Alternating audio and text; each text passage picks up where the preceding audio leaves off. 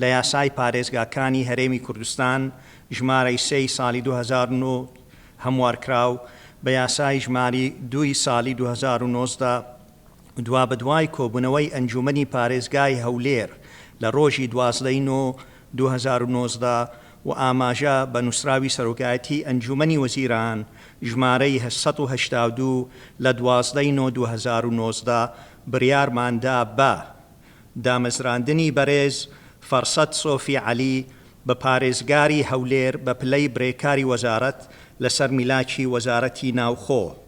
ئەم فەرمانە لە ڕۆژی دەرچوونیەوە جێبەجێ دەکرێت. نێچیروان بارزانی سەرۆکی هەرێمی کوردستان.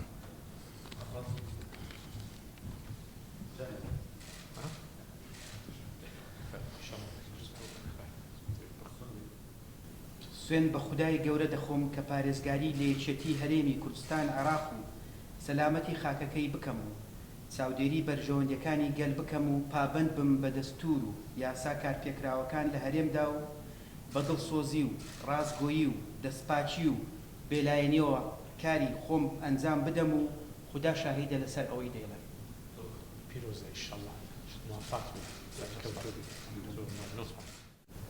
دەمەوێ لەم ڕۆژە پیرۆزبایی لە کاک دکتۆر فەرسەد بکەم بە بۆنەی دەست بەکاربوونی وەکو پارێزگاری هەولێر. من شخصی طبعاً ماوەیەکی زۆر دوور و درێژە کاک دکتۆر فەرسەد دەناسم و لە نزیکیشەوە لە چەند ساڵی ڕابردوو لەسەر کۆمەڵێک دۆزە پێکەوە ئیشمان کردووە و کارمان کردووە. کاک فەرسەد پیاوێکی هێمنە، پیاوێکی لەسەرخۆیە، یاسای خوێندووە و من بە تەجروبەی خۆم لەم چەند ساڵەی کە کارم لەگەڵی کردووە کابرایەکە هێمنی و هەوڵ دەداتن کارەکان بە پێی یاسا بەڕێکوپێکی ئەنجامی بداتن. من خۆم زۆر دڵنیام لەوەی کە لەو پۆستەی کە ئەمڕۆ بڕیارە ئەو دەستی پێ بکاتن، من دڵنیام کە هەموو هەوڵێک دەداتن بۆ ئەوەی خزمەتی زیاتری شاری هەولێر و محافظەی هەولێر بە شێوەیەکی گشتی بکاتن.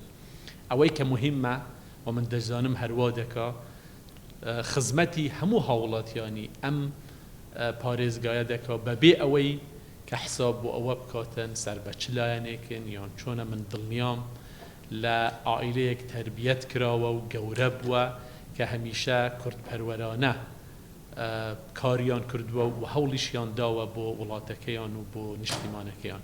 من پیرۆزبایی لێ دەکەم، هیوای سەرکەوتنی بۆ دەخوازم و هەر بەم بۆنەیەوە دەمەوێت سوپاسێکی تایبەتی کاک نەوزاد هادی بکەم، پارێزگای پێشووی هەولێر.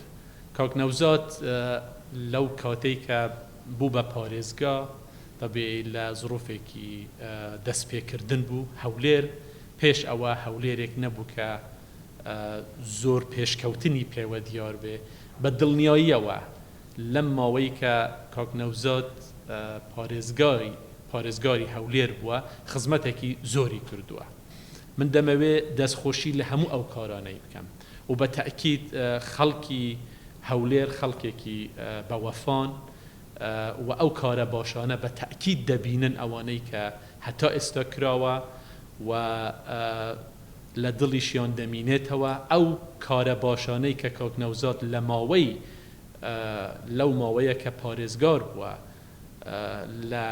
لەم پارێزگایە ئەنجامی داوە لە لاپەڕەکانی مێژوو لە لاپەڕەکانی هەولێر دەمینێتەوە و بە باشی. من هیوادارم لە هەر شوێنێک بی موفق بیتن و سەرکەوتوو بیتن و پێکەوەش هەموو لایەک بتوانین لە خزمەتی کوردستان و هاوڵاتیانی هەرێمی کوردستان بین. زۆر سوپاس.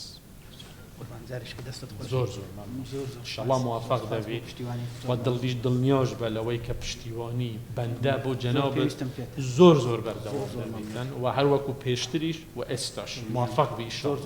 و هەر ئەوەش مەمنون. زۆر موفق بی.